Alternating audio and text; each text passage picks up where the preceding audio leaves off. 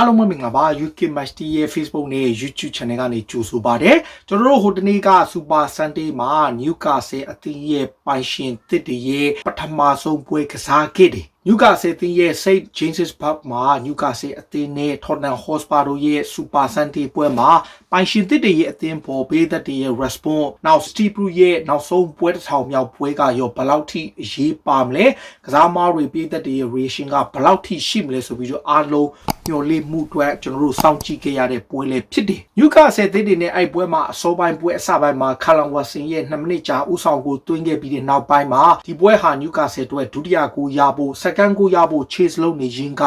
အရန်ကို open ဖြစ်သလိုနောက်ပိုင်းမှာ Tottenham က game management ကောင်းကောင်းလုပ်ပြီးတော့နိုင်သွားတယ် Tottenham အတွက်တော့အကောင်းဆုံး performance မဟုတ်ပေမဲ့Newcastle နဲ့ Steve Bruce အနေနဲ့ဘလို့မှမဖြစ်နိုင်တဲ့အနေအထားမျိုး Newcastle ဟာထိပ်တန်းကလပ်အသင်းတစ်သင်းဖြစ်လာဖို့အတွက်လိုအပ်ချက်တွေအများကြီးရှိသေးတယ်ဆိုတာကိုကျွန်တော်တွေ့မြင်ခဲ့ရတယ်ဒီနေရာမှာအခုလောလောဆယ် Newcastle အသင်းမှာဘေးပိုင်းတွေမှာအားနေလေဘေးပိုင်းတွေကဖြင့်ပြင်ဆင်ရမလဲဆိုတဲ့အချက်တွေကို reality check ကိုအသင်းပိုင်ရှင်ဖြစ်သူတွေအသင်းဥက္ကဋ္ဌဖြစ်သူတွေနဲ့စော်ဒီရင်းနှီးမြှုပ်နှံမှုအဖွဲ့အစည်းကအားလုံးကသူတို့ကောင်းကောင်းသိလာခဲ့ပြီဆိုတော့ပွဲမတိုင်ခင်မှာ Newcastle အသင်းဟာအောင်မြင်နိုင်တဲ့ကလပ်အသင်းတစ်သင်းဖြစ်လာဖို့ချန်ပီယံလိလိုပြိုင်ပွဲကြီးကိုဝင်ခွင့်ရနိုင်ဖို့အတွက်ဘလောက်အတိုင်းအတာထိလိုအပ်လဲဆိုတဲ့မေးခွန်းထုတ်ပေးခါမှာ Newcastle ပြည်သက်တွေတော်တော်များများဟာ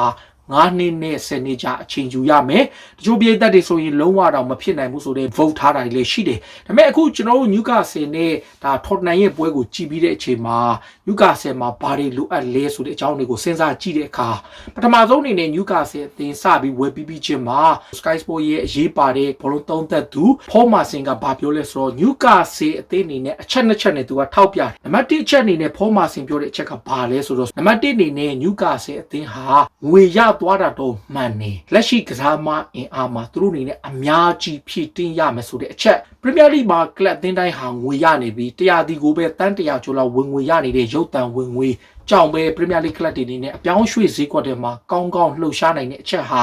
Newcastle ဘီလီယံချီရလာတဲ့ပတ်စံအတွက်တိတ်ထူးခြားမှုမရှိဘူးလို့ဆိုထားပေမဲ့တကယ် reality မှာတော့ကွာခြားပါတယ်ဘီလီယံနာပိုင်တဲ့အသင်းမှာပတ်စံအများကြီးသုံးနိုင်တယ်ဆိုတဲ့အသင်းတွေရဲ့အခြေအနေနဲ့မသုံးရတဲ့အသင်းတွေပိုင်ရှင်ချမ်းသာတာချင်းတူတူကိုသုံးခွင့်ရတဲ့အသင်းနဲ့မသုံးတဲ့အသင်းကြားမှာလေကွာခြားမှုကိုကြည့်ရင် Roman Abramovich နီးပါးချမ်းသာတဲ့ Stan Kroenke Arsenal ကိုကြည့်ရင်တွေ့နိုင်တယ် Tottenham လည်းဒီတိုင်းပဲ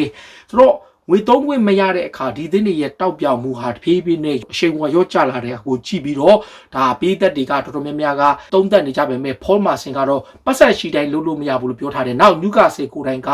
ကစားမအနည်းဆုံး18ယောက်လောက်လိုတယ်ဒီလိုအခြေအနေမျိုးဖြစ်လာဖို့သူတို့အနေနဲ့အများကြီးလောက်အောင်မှာဖြစ်တဲ့အတွက်သူတို့အသင်းဟာအောင်မြင်မှုရဖို့ကလုံးဝမသေးချဘူးဆိုပြီးသူကပြောထားတယ်ဒါကတော့ဒါသူ့ရဲ့အမြင်သူ့ရဲ့သုံးသက်ချက်ပေါ့ဒါပေမဲ့ကျွန်တော်တကယ်ကြည့်တဲ့ reality ချက်မှာဘာတွေ့ရလဲဆိုတော့ Newcastle အသင်းဘက်ကအခုသူလက်ရှိကစားမအင်အားကိုကျွန်တော်ပြောပြမယ်ဗျာဘယ်ကစားမတွေကပြည်လက်ရှိ Newcastle ရဲ့ပိုင်ရှင်တစ်တွေရဲ့ region တစ်လက်အောက်မှာဘသူတွေပါပြီးတော့ဘယ်တော်များများလမ်းခွဲမဲ့ပြန်ကြည့်လို့ရှိရင်ကလပ်အသင်းတစ်သင်းလုံးမှာအင်္ဂလိပ်ကစားမအများစုပါတယ် Brazil ကအချို့တစ်ဖက်က Spain Argentina နဲ့ Ireland Sweden ပါဝင် Wales ကစားမအချို့ပါတယ်ဒါပေမဲ့ most of them ဟာ Newcastle က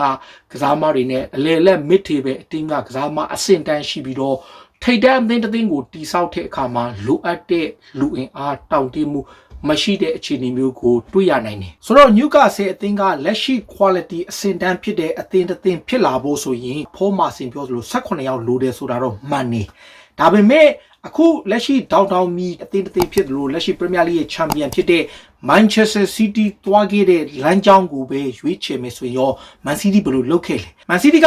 2009-2008ရာသီမှာထိုင်းဝင်ကြီးချုပ်ဟောင်းသက်စင်ပိုင်ထိုင်နေတဲ့အချိန်မှာနီးပြက Eriksen ဘောအင်္ဂလန်လူဝေးစဉ်အသင်းရဲ့နီးပြဟောင်းအဲတုန်းက Manchester City အသင်းရဲ့လူစင်းကိုကြည့်လို့ရှိရင်တော်တော်ကို weak ဖြစ်တဲ့အသင်းမှာ lead position မှာလည်းအဆင့်တစ်ဆင့်နဲ့ပဲအဆုံးသတ်တဲ့အချိန်မှာ Manchester City မှာကျွန်တော်ကြည့်တဲ့မှာဂိုးသမားက Excelsior ဆိုတဲ့ Sweden ဂိုးသမားရှိတယ်အသင်းကောင်းဆောင်ကတော့ Richard က Vice Captain ပေါ့ဗျာဒီမှာ Richard Dan ရှိတယ်ဒီကြားထဲမှာ Michael Paul Onuha Dabo Michael Johnson Steve Ireland Giovanni ဆိုတာက Brazil ကကစားမနည်းနည်းလေးနာမည်ရှိတယ်ပြီးတော့မှ BNC ဆိုတဲ့ကစားမရှိတယ်နောက် Brazil ကပဲ Ilano ဆိုတဲ့ကစားမရှိသူ Direct Vessel ဆိုတဲ့ဒီ Manchester City မှာကစားသူ Portico ဆိုတဲ့ Manchester City ကစားမဟောင်းဒီထဲမှာနည်းနည်းလေးနာမည်ကြီးတဲ့ထဲမှာ Petro ဆိုတဲ့အဲ့ချိန်ကကောင်းတဲ့ကစားမဖြစ်လို့ Kasper Schmeichel ဟာ City ရဲ့လူငယ်ကစားမဒီကြားထဲမှာ Son ဆိုတဲ့ရင်းနှုန်းကတရုတ်ကစားမဖြစ်သူ Choluka Galdado Johan Benjamin တော်တော်များများဟာလူတစ်ကစားမတွေပဲဒီကြားထဲမှာ Daniel Sturridge တောင်ပါသေးတယ်အဲ့တုန်းက middle ပဲအဆင့်ရှိတဲ့အသင်းက City အသင်းအနေနဲ့နောက်ရာသီမှာသက်ဆိုင်ရဲ့နေရာမှာအစားထိုးပြောင်းလဲဝယ်လိုက်တဲ့သူက UAE ကအဘူဒါဘီ group ဖြစ်တဲ့ Sheikh Mansour တို့ရဲ့ပိုင်ဆိုင်မှုနဲ့ဝယ်လိုက်တဲ့ဒုတိယရာသီရောက်တဲ့အခါသက်ဆိုင်အသင်းကဒါ middle ပဲကနေဒုတိယတန်းစားအကောင်းဆုံးကစားမတွေကိုစနစ်တကျခေါ်လာပြီးတော့အရင်ရှိတဲ့ကစားမတွေနဲ့ miss လုပ်ပြီးတော့အသင်းကိုစပြီးတော့ run နေချက်ချင်းဆိုလိုပဲပြင်ဆင်လာတဲ့ Manchester City ဆိုရင်နောက်ရာသီမှာတော့ Mark Hughes ကိုသူတို့ခန့်လိုက်တယ်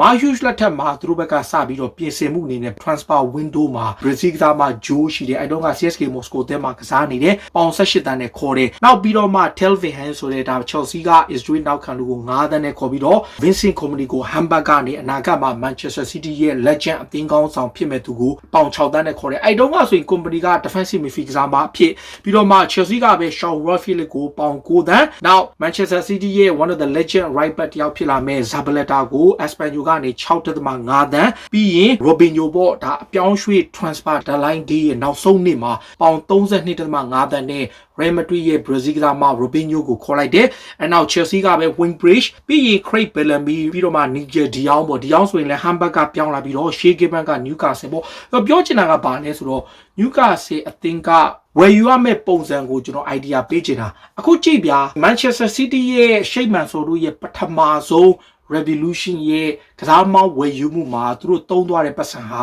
စုစုပေါင်းအတုံးစေးကတော်တော်ကိုများတယ်အဲ့ရာသီမှာ Manchester City ရဲ့ပိုင်ရှင်တွေဟာခုနပြောတဲ့နော်ဒိတ်ဒိတ်ကျကစားမဆိုတော့အဲ့အချိန်သူတို့ခေါ်လိုက်တဲ့ကစားမတွေမှာနည်းနည်းလေးခြေစွမ်းကောင်းလာခဲ့ပြီးတော့မှနာမည်ကြီးကစားမဘွားကနေပြန်ကျလာတဲ့ကစားမတွေတော်တော်များတဲ့မှာတကယ်ကောင်းတဲ့အဆင့်တန်းရှိတဲ့ကစားမဆိုလို့ Robinho တယောက်ပဲပါတယ်Real Madrid အသင်းကနေ transfer deadline လေးရဲ့နောက်ဆုံးနေ့မှာပေါင် 32.5 တန်းနဲ့ခေါ်လိုက်တယ်ဆိုတော့အဲ့ရာသီမှာ Manchester City သုံးတာကပေါင်တန်း120 130လောက်သုံးလိုက်တယ်တန်းရာချီသုံးလိုက်တယ်ပထမရာသီမှာရာသီ full squad မှာဒီပြ Eriksen ကိုထုတ်ပြီးတော့သူတို့ Mark Hughes ကိုထည့်တယ်ဒီနေရာမှာသက်စင်လက်ထက်ကဝယ်ထားတဲ့ရောပြီးတော့ပြီးခဲ့တဲ့အဟောင်းတွေကရိုတဲ့ကနေကစားမသူတို့9ယောက်လောက်ထုတ်လိုက်တယ်ဒါပေမဲ့အဲ့ squad ကိုကျွန်တော်ပြန်ပြောပြမယ်အဲ့ squad မှာအဓိကသူတို့ပြောင်းလဲသွားတာက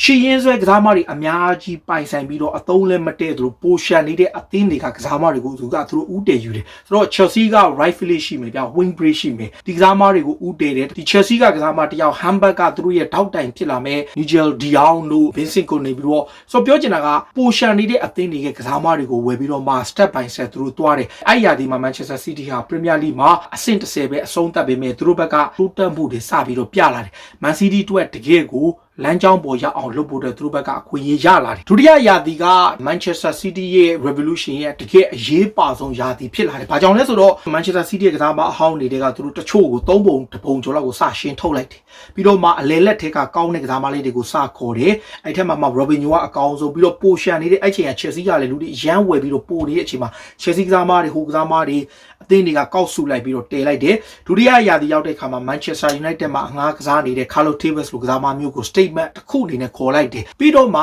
Arsenal သင်းရဲ့တိုက်စစ်မှု Adebayor ကိုခေါ်တယ် Arsenal ကပဲ Kolo Toure ကိုထပ်ခေါ်တယ် Barcelona က Savinho ပြီးရင် Julian Lescott ပြီးရင် Arsenal ကထွက်ပြီးတော့ Juventus ကနေတန်းဆင်းသွားပြီးတော့မှ Inter Milan ရောက်ပြီးတော့မှပြန်လာတဲ့ Patrick Vieira အပါအဝင် Adam Johnson နောက် Roque Santa Cruz နဲ့ဒါ Gareth Bale ပေါ့ခေါ်လိုက်တဲ့ကစားမတွေအားလုံးဟာတကယ်ကောင်းတဲ့ကစားမဖြစ်ပြီးတော့အဲ့ရာသီမှာ City ဟာငွေသုံးစကြမ်းတယ်ဆိုတော့နှစ်ရာသီပြီးတဲ့အချိန်မှာ City ဟာဒုတိယရာသီမှာသူတို့အဆင့်5တန်းဝင်တယ်ဆိုတော့အဆင့်10ကျော်ပတ်ဝန်းကျင် mid day ပဲအတင်းကနေဒီ Sheikh Mansour တို့ရဲ့ဒုတိယရာသီမှာအဆင့်5ထိတက်သွားတယ်ဆိုတော့အဆင့်တန်းကသူတို့တခုတော်တော်လေးကိုပြောင်းသွားတဲ့အချိန်မှာသူတို့ဘက်ကနီးပြတယောက်ကိုလည်းသူတို့အပြောင်းလဲလွယ်ကူကူမလုပ်ဘူး Eriksen ကိုထုတ်တယ်ပြီးတော့ Mark Hughes ကိုထည့်တယ်မာရှုကပထမရာသီမှာ pressure တွေများတယ်ဒုတိယရာရောက်တဲ့ဒီဇင်ဘာကာလမှာထုတ်ပြီးတော့မှ Inter Milan နီးပြဟောင်း Roberto Mancini ကိုထည့်တယ်ဆိုတော့နီးပြကတော့လောက်တာတော့ဒါသူတို့ရဲ့ပထမရာသီမှာ3ယောက်လောက်ခဲ့တယ်ဒါပေမဲ့ဒုတိယရာသီပြီးတဲ့အချိန်မှာ Manchester City ဟာ top 5အသင်းဖြစ်လာပြီ တုံးလိုက်တာကလည်းပေါင်တန်းနေရရှိတယ်ဆိုတော့အဲ့အချက်ကိုကြည့်ချင်းအပြင်တတိယရာသီမှာ Manchester City ကနောက်ထပ် Empire ထပ်ချဲ့ရင်းနဲ့မှာဒိတ်ဒိတ်ချင်းအသင်းတစ်သင်းဖြစ်သွားတယ်ပြောကျွန်တော်ပြောချင်တာကစာချုပ်တက်တန်းကုံတော့မယ်ငွေလဲလိုနေတဲ့ Arsenal ကစားသမားတွေဒိတ်ဒိတ်ချင်းကစားသမားတွေအားလုံးကိုပတ်ခေါ်တယ်ဆိုတော့ Newcastle situation ကအရင်တုန်းကလို့သွားလို့မရဘူးဒါအခု Newcastle လက်ရှိအသင်းကိုကြည့်ချင်းတကယ်ကို average ကစားသမားတွေကြီးပဲပါတယ်လက်ရှိအသင်းမှာဆိုရင် Man City သွားတဲ့လမ်းကြောင်းနဲ့သွားမယ်ဆိုရင်တသင်းလုံးထုတ်ရမှာစိတ်မစီမံရှိပါတယ်ဘာညာနဲ့မဟုတ်ဘူးစိတ်မစီမံတော့မှဒုတိယရာသီလောက်ပြီးမှသူလည်းထွက်ရမယ်စိတ်နဲ့မှပါမယ်။ဘာကြောင့်လဲဆိုတော့လက်ရှိ Manchester City သွားနေတဲ့လမ်းကြောင်းတိုင်းပဲပုံစံ copy ကူးမယ်ဆိုရင်ဒါငွေတွေအများကြီးတော့သုံးလို့မရဘူး။ပိုင်ရှင်တစ်တွေကတန်း90သုံးခွင့်ရထားတဲ့စောင်းရာသီမှာဒါပေမဲ့ तू အများကြီးသုံးမှာမဟုတ်တော့နံပါတ်1အနေနဲ့သူတို့စောင်းရာသီဈေးကွက်မှာခံစင်မှုတယောက်ကိုကောင်းကောင်းအရင်ရှာရမယ်။ခံစစ်က Premier League မှာအဆင့်20နဲ့အဆိုးဝါးဆုံးဖြစ်သလိုဂိုးပေးကန်သွင်းရမှုမှာလည်းအများဆုံးရင်ဆိုင်ရတဲ့အတွက်ဒီခံစစ်ကိုစိုးရတော့လုပ်ရမယ် defensive midfield player ထားမယ် channel ပိုင်းတွေကတိုက်စစ်က Newcastle ကအတိုင်းအတာတစ်ခုထိဂိုးရနိုင်စွမ်းရှိတဲ့အဆင့်တန်းမျိုးရှိတယ်ဒီချက်ကနောက်ကင်မဲ့နေပြနဲ့အသင်းပိုင်ရှင်တွေလောက်မှာပါဒီနေရာမှာ Newcastle ဘက်ကနွေရာသီကသူတို့ရဲ့အဓိကပြစ်မှတ်ဖြစ်တဲ့အချိန်မှာခုမှကြည့်ပြန်ကိုသမားထဲမှာ Dubravka ရှိမယ်ဒါလို့ရှိမယ်ကိုသမားနှစ်ယောက်ကတော့ decent goalkeeper ဖြစ်တော့သူတို့နှစ်ယောက်ဆက်ပြီးရှိနိုင်ပေမဲ့ current club ဆိုရင်လည်းရေးချင်းမရှိဘူး Denmark လည်းမရှိဘူး Fabian Schär လည်းတိတ်ပြီးတော့ဘာမှမဟုတ်တော့အသင်းကောင်းဆောင် Jamal Lascelles ဆိုရင် maybe နောက်100လောက်သိတော့ရှိမယ်နောက်ပြီးတာနဲ့သူလည်းအခြေအနေမကောင်းလို့ Jolinton ပေါင်တန်း40ကျော်ပေးရတယ်ဘာမှအရေးချင်းမရှိလို့ကိုတကိုးရဖို့တော့ရုန်းကန်တဲ့ Jolinton လည်းထွက်ဖို့ရှိသလို Junjo Shelby အတွေ့အကြုံရသူ့ရဲ့ passing တွေနဲ့ကောင်းတဲ့အသင်းပေါ်တွေနဲ့ရှိရင် Shelby ကိုကောင်းကောင်းသုံးချနိုင်သေးတယ် Callum Wilson ကတော့ Newcastle အသင်းမှာနောက်ဆုံး200တီကျော်တော့ဆက်ထားလို့ရတဲ့ကစားမတယောက်အရန်လောက်တော့ထားလို့ရသေးတယ်ပြီးတော့မှစိတ်မစီမံတယောက်ပြန်ထားပြီးတော့ Matt Ritchie ကတော့အခုလောဆယ်မရှိသုံးမဲ့သွားပြီးတော့မှဒီနေရာမှာသူ့ထက်ပိုကောင်းတဲ့ upgrade လုပ်နိုင်ရင်တော့ထားဖို့ပြီးတော့မှကွင်းလယ်မှာ Hayden တို့ပေါ့ defensive ကလုံးဝအားနေလို့ Jack Hendry တို့ပေါ့လေအရန်အစစ်နာရှိတယ်ခံစစ်ပိုင်းမှာပဲ Federico Fernandez ဆိုပါလို့လေဘာမှမဟုတ်တော့လို့ Brian Fraser ကလည်းဘုံမောက်ကပြောင်းလာပြီးကြတဲ့အရန်ဖြစ်နေသလို Miguel Almiron ကတော့မဆိုးဘူး Mike Ashley လက်ထက်မှာဝယ်ထားတဲ့မှာ200တီလောက်တော့မေးသုံးလို့ရသေးတယ်ပြီးတော့မှ Joe Willock young potential ရှိတယ်ဒါပေမဲ့200တီထက်ကျော်ပြီးတော့သူဆက်ပြီးတော့ရှိဖို့မသေးကြလို့တစ်ဖက်ကတော့ Dwight Gay တို့ Sean Longstaff တို့ Matty Longstaff တို့ပေါ့အဆင့်ရှိတယ်ဆိုတော့အခုလက်ရှိကျွန်တော်တို့တွက်လိုက်တဲ့အသင်းလူစင်းက25ယောက်မက30လောက်ရှိတဲ့ Newcastle squad မှာဘယ်နှယောက်ပြန်ကျန်လိုက်လဲဆိုရင်ပထမရာသီကိုတကယ်ရှင်းထုတ်ခြင်း15ယောက်လောက်တော့ရှင်းထုတ်လို့ရတယ်ဒါပေမဲ့15ယောက်ကလည်းတရက်ထင်းနေလည်းမဖြစ်နိုင်ဘူး step by step သွားမှာဖြစ်တဲ့ကြောင့်ခုနလိုပေါ့ဘာဆိုနာကပိုရှန်တဲ့ခြေစွမ်းလည်းမပြနိုင်တော့ဘူးနေရာလည်းမရနိုင်တဲ့ Philippe Coutinho တို့ Clement Lenglet တို့ Samuel Umtiti တို့ဒီလိုကစားသမားမျိုးတွေ Man City မှာလည်းပိုရှန်နေတဲ့ကစားသမားတွေ Manchester City မှာဆိုရင်သူတို့တို့ statement ဖြစ်နိုင်တဲ့ခေါ်ယူမှုဆိုရင် Raheem Sterling လိုကစားသမားမျိုးတွေခေါ်လို့ရတယ်ဗျာဥရောပမှာဆိုရင် Luka Jovic တို့ပိုရှန်တဲ့ကစားသမား Real Madrid Barcelona ရဲ့တချို့အကြကစားသမားတွေ Paris Saint-Germain ကအကြကစားသမားတွေပြီးတော့မှ Premier League ကပဲအသင်းကြီးတွေမှာနေရာမရနိုင်တဲ့ကစားသမားတွေပေါင်းပြီးတော့ဒုတိယအဆင့်တန်းဖြည်းဖြည်းချင်းတည်ဆောက်ရမှာပထမရာသီမှာ ACC ပုံမှန် mid table team ဒုတိယရာသီရောက်တဲ့အခါမှာ top 6လောက်ကို challenge လုပ်နိုင်ဖို့လုပ်ပြီးတော့မှတတိယရာသီရောက်တဲ့အခါမှာ Champion League ကို push လုပ်လို့ရတဲ့အဆင့်တန်းမျိုးရောက်ဖို့ဒါသူတို့အနေနဲ့ transfer window က